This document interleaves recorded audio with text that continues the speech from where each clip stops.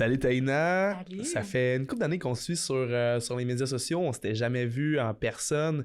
J'adorais le contenu puis j'adore encore le contenu que tu fais. Puis maintenant, tu es rendue infirmière aussi. Merci d'être là aujourd'hui. Ben, merci de m'avoir invitée. Si tu avais un conseil à donner à quelqu'un, ce serait quoi? Mon plus grand conseil, ça serait vraiment de sortir de sa zone de confort dans plusieurs sphères de sa vie, tu sais, autant pour moi dans ma sphère de mon travail en tant qu'infirmière. Et je suis quelqu'un qui aime beaucoup le sport, là, fait que je sors de ma zone de confort tout le temps. Je pense que ça nous permet d'en apprendre plus sur nous, d'évoluer en tant que personne, là. Gagner un petit peu plus de confiance. Exactement, d'avoir confiance en soi puis de se sentir bien là-dedans. Là. C'est quand la dernière fois que tu t'es dit hey, là, je sors de ma zone de confort solide, tu sais? Je sors souvent, je te dirais à tous les jours, là, je me suis lancé des nouveaux défis, ce qui est à dire de bouger vraiment à tous les jours. Fait que de prendre un temps vraiment pour moi, à chaque jour, c'est mon me-time. Je sors de ma zone de confort quand je m'entraîne, j'essaie de me pousser, d'aller toujours plus loin que où est-ce que j'ai été la veille. Fait que quotidiennement aussi dans mon travail, je pense qu'on le sait, les infirmières dans la dernière année, ça a été, je sors de ma zone de confort assez souvent. Ouais, ça ressemble à quoi à quoi dans les hôpitaux, là, tu sais, en ce moment, pour monsieur, madame, tout le monde, qui sait pas vraiment comment ça se passe, c'est quoi, dans le fond, sortir de sa zone de confort en tant qu'infirmière, c'est ainsi? Ben, je te dirais qu'à tous les jours, on est confronté à des nouveautés. Il y a beaucoup vraiment de changements, puis ça nécessite de s'adapter à tous les jours. Tu sais, on le sait, autant ce qu'on annonce là, par les gouvernements, ça change fréquemment. Dans les hôpitaux, c'est la même chose. Fait que ça nécessite vraiment que dans la vie du day-to-day, à tous les jours, là, on se réoriente, on se dit, aujourd'hui, c'est plus ça, maintenant, c'est ça. Fait qu'il faut tout replacer les choses puis se remettre dans une nouvelle situation parce que les règlements changent et tout ça. Fait que dans le day-to-day, là, je te dirais que c'est un gros travail d'organisation puis d'adaptation. Exactement. Ouais. C'est éprouvant quand même. Exactement, oui. Les mesures changent aux 2 semaines. Les mesures changent assez fréquemment, autant pour tout le monde, autant dans les hôpitaux aussi. C'est ça. T'sais, on essaye de s'adapter sur le fait qu'on est... Vous êtes la ligne de front, là, surtout. Là, exactement, puis il y a de plus en plus d'études qui se font, puis de nouvelles choses qu'on découvre là, sur le virus. Fait que ça fait en sorte qu'il faut qu'on adapte notre pratique là-dedans, puis... on doit s'adapter à tous les jours, puis je te dirais que ça me sort de ma zone de confort. Puis pour plusieurs autres personnes aussi, là, il y en a qui ont plus de difficultés à s'adapter, d'autres moins. Puis je pense que ça nous a permis d'évoluer puis de grandir aussi là-dedans, tout le monde ensemble, là, dans le cadre de mon travail. Là. Puis dans les autres sphères de ta vie, comment tu peux appliquer ça, dans le fond, sortir de sa zone de confort en premier temps, puis ben, peut-être même en deuxième temps, parce qu'en premier temps, est-ce que tu as toujours sorti de ta zone de confort, tu sais? Est-ce que quand tu étais enfant, c'était facile pour toi de faire des choses qui te rendaient un peu inconfortable, mais que tu le faisais quand même parce que tu savais qu'à la fin, ça allait valoir la peine d'avoir sorti de ta zone de confort? Ça a tout le temps été comme dans ton mode de vie? Non, pas tout le temps. Je te dirais que quand j'étais plus jeune, j'étais quelqu'un de beaucoup plus renfermé, beaucoup plus timide. Je parlais vraiment pas beaucoup. J'étais vraiment gênée. Puis, tu sais, j'ai commencé, dans le fond, à partager mes choses sur les réseaux sociaux vers l'âge à peu près de comme 17 ans. Puis les gens me disaient « Hey, ben tu sais, ce que tu partages comme contenu, c'est vraiment intéressant. Tu sais, pourquoi tu le partagerais pas à tous? » Puis c'était quelque chose qui me sortait vraiment de ma zone de confort. Tu sais, de partager mes choses juste à mes amis puis à ma famille, c'est facile. Mais d'être public sur les réseaux sociaux, ça m'aura vraiment sorti de ma zone de confort. Puis c'est à ce moment-là, je pense que j'ai commencé à mettre de plus en plus de défis puis de me dire, hey, ben, tu sais, ça m'apporte beaucoup, ça me permet de grandir, ça me permet d'évoluer, je suis fière de moi après ce que j'ai accompli. Fait que de plus en plus, j'ai appliqué cette règle-là, là, dans le fond, dans plusieurs sphères de ma vie puis dans la plupart des choses que je fais. Je pense que l'être humain a été mis ici sur Terre, pas pour toujours rester dans sa zone de confort, mais pour évoluer puis pour aller plus loin, au-delà de ses capacités. C'est sûr que c'est pas facile, on va se le dire, dans la vie de tous les jours. Ça m'a repris, là, au début, quand j'ai voulu partager mes choses sur les réseaux sociaux, là, ça m'a repris un bon petit coup de pied, mais finalement, après de l'avoir fait, ça m'a tellement rendu fière. Puis même les gens autour de moi, ça les a rendus fiers. Ils étaient comme, est-ce que tu partages, c'est intéressant, tu sais. C'est quoi la différence pour toi entre sortir de sa zone de confort puis faire quelque chose qu'on a...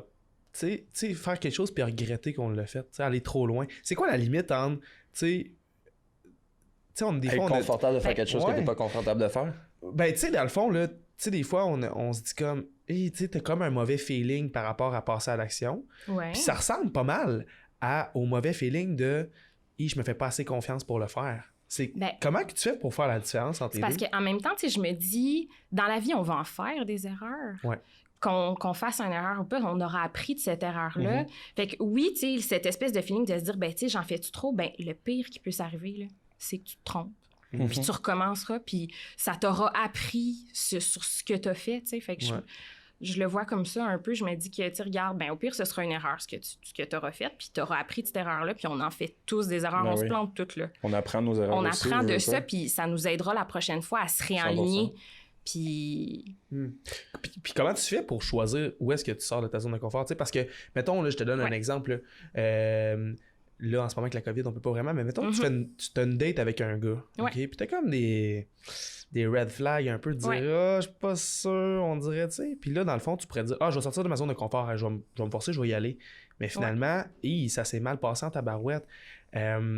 Comment tu fais pour choisir où est-ce que tu sors de ta zone de confort? Puis c'est quand que c'est bon de le faire?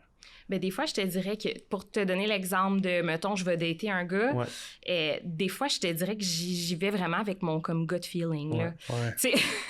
Est-ce que là, je me pousserais oui? Est-ce que là, je me pousserais non?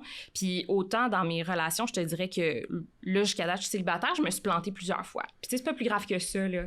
J'aurais essayé de sortir de ma zone de confort. Dans la vie, je suis quand même une fille qui, tu sais, quand on parle d'être chassée, j'aime mieux être chassée.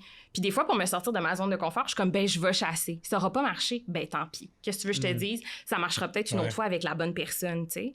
Fait que je le choisis un peu avec mon propre feeling, puis je suis un peu mon instinct. Je sais que ça a l'air un peu cheesy de dire ça comme ça, mais je suis mon instinct, puis c'est comme ça que... Mais c'est important. Hein? Moi, je pense que c'est important. Suivre son gut feeling, moi, c'est un peu comme ça que je le fais, puis que je le ressens, mais... Puis je me plante, là, comme tout le monde, mais... C'est correct. J'avais une petite question avant de poursuivre pour la conclusion. Tantôt, tu parlais justement de le move que tu as fait de partager tes entraînements de manière privée à public. On s'entend que là, on t'est sorti de ta zone de confort. C'est ça qui t'a poussé justement à avoir tout ce contenu-là, ce beau contenu-là. Est-ce que tu dirais que ça a été ce moment-là, le moment décisif que tu t'es dit, OK, il faut vraiment que je sorte de ma zone de confort puis ça va m'apporter de quoi de bénéfice, ou tu t'étais déjà mis dans une situation similaire, est-ce qu'il fallait que tu sortes de ta zone de confort puis t'en es ressorti puis tu t'es dit, crime, ça fait du bien, j'ai bien fait de faire ça? Non, je te dirais que le point décisif, ça a vraiment été à ce moment-là.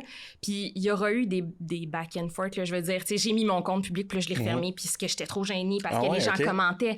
Parce que là, je me mettais à avoir plein d'abonnés, puis ça me créait un stress. Puis j'étais comme, oh non, on se remet. Ouais, je comprends. Exactement. Fait que je suis vraiment passée du moment à ce que... Un jour, je me suis dit, regarde, assume-le. T'es capable de le faire. Les gens te trouvent intéressante. Les gens trouvent que ton contenu est pertinent. Tu sais, sors de ta zone de confort. Arrête d'être gêné. Arrête de t'en faire avec le jugement des autres. Je pense que souvent, on porte un peu trop d'importance sur ce que les gens vont penser de nous, là. Fait que, non, ça a été quand même assez difficile. Puis je te dirais que c'est ce moment-là qui m'a sorti le plus de ma zone de confort. Puis qui m'a permis d'avancer puis de le faire de plus en plus souvent. Mais je trouve ça cool, justement, que tu as eu le switch. Ouais, oui, le il y a eu un back and forth. C'est cool, ça. Mais je suis content que tu aies partagé ça avec nous. Ça veut dire que ça fait partie de la procédure, puis c'est normal. Exactement. Sur ça, merci pour cette belle conversation-là. Qu'est-ce qu'on peut te souhaiter pour ton futur, Taïna? Qu'est-ce qui s'en vient? Qu'on t'envoie des ondes positives? Vers quoi qu'on envoie ça? On s'enligne, dans le fond, dans l'épanouissement autant de moi-même dans mon travail en tant qu'infirmière et, je te dirais, dans ma vie personnelle aussi. Là, je souhaite m'épanouir. C'est bon, ça. On te le souhaite. On te le souhaite. Merci beaucoup. Merci à toi. Bonne fin de journée. Toi aussi. Yes.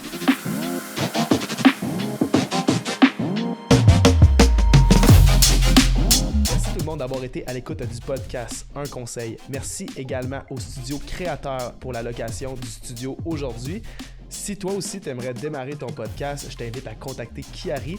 Le lien est dans la description de la vidéo. Et n'oubliez surtout pas de liker notre vidéo, de partager la vidéo, de nous laisser un commentaire et parlez-en à votre entourage, à vos amis, votre famille, vos chums, vos blondes, vos parents, vos grands-parents, vraiment à tout le monde. C'est à vous de répondre la bonne nouvelle de Un Conseil. Sur ce, bonne fin de journée et à bientôt!